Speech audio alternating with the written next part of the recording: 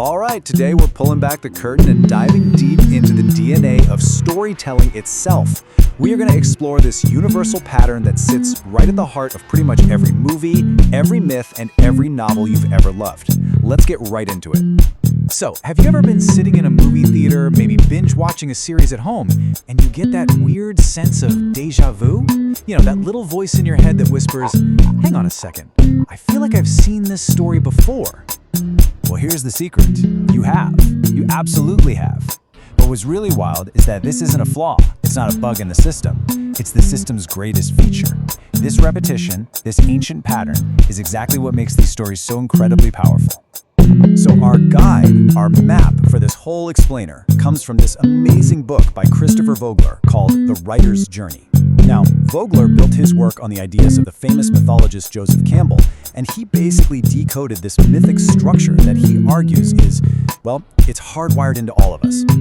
Okay, so here's our game plan. First, we're going to look at what makes Hollywood tick.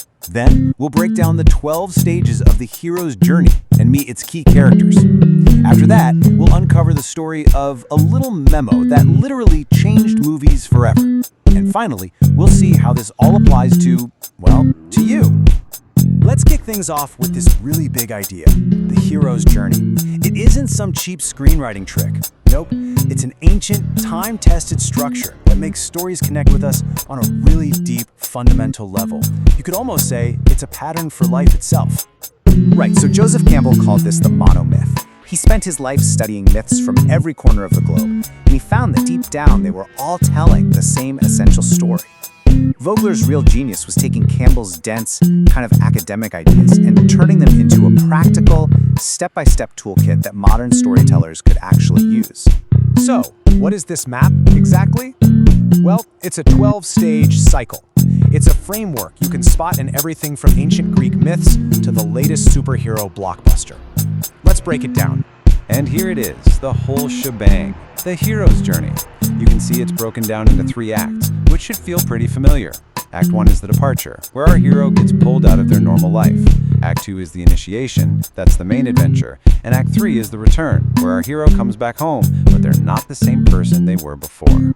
So Act 1 kicks off in the ordinary world. Just think of Luke Skywalker totally bored on his desert farm. Then, boom, the call to adventure, that holographic message from Princess Leia. But at first he's hesitant, that's the refusal of the call. That is until he meets his mentor, the one and only Obi-Wan Kenobi. This all leads him to cross the first threshold, leaving his old life behind for good when his home is destroyed. There's just no turning back now. Act 2 is where things really get going. It's the heart of the adventure.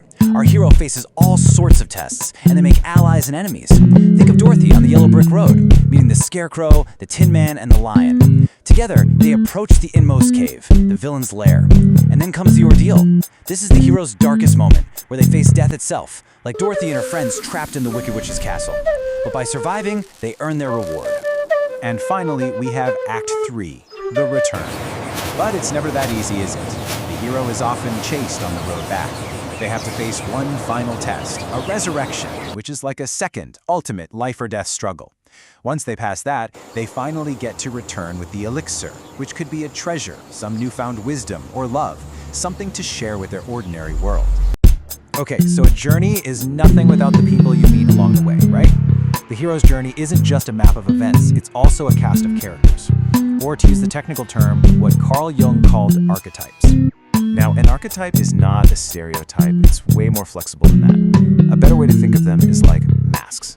They're masks that different characters can put on at different times to serve a story purpose. And here's the key, one character can wear a whole bunch of different masks. Just think of Han Solo, he starts as a cynical trickster, but he totally evolves into a hero. First up, the mentor. You know this one. This is the wise figure who gives guidance, training, maybe a crucial gift.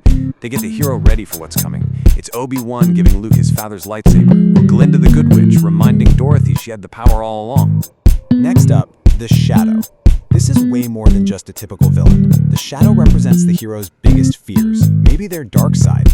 It's like the physical version of the inner demons the hero has to conquer to really become whole. Ooh, the shapeshifter's always a fun one. This is that character you just can't get a read on. Are they a friend? Are they a foe? Their loyalty is constantly shifting, which creates a ton of suspense and doubt. This is the character that keeps everyone guessing.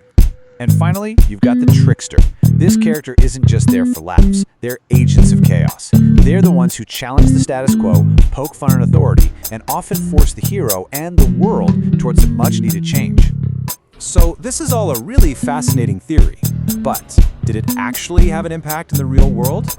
Oh yeah, absolutely. Vogler's ideas didn't just stay in a book. They became a legendary piece of Hollywood history.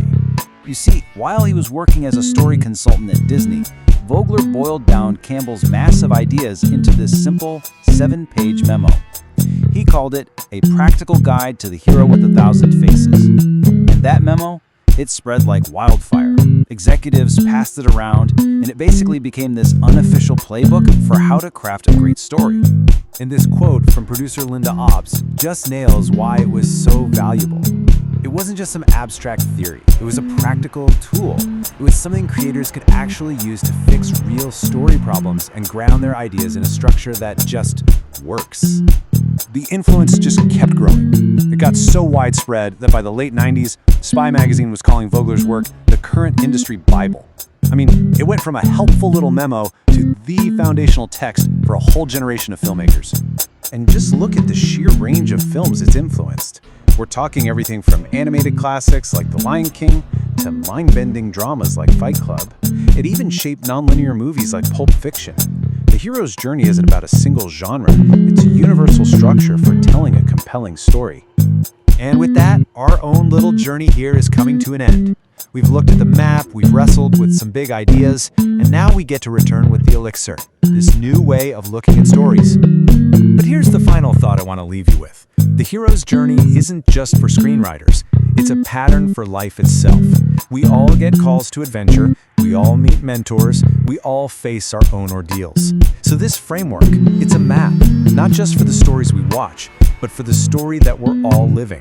So the question isn't just if you're on a journey, it's where.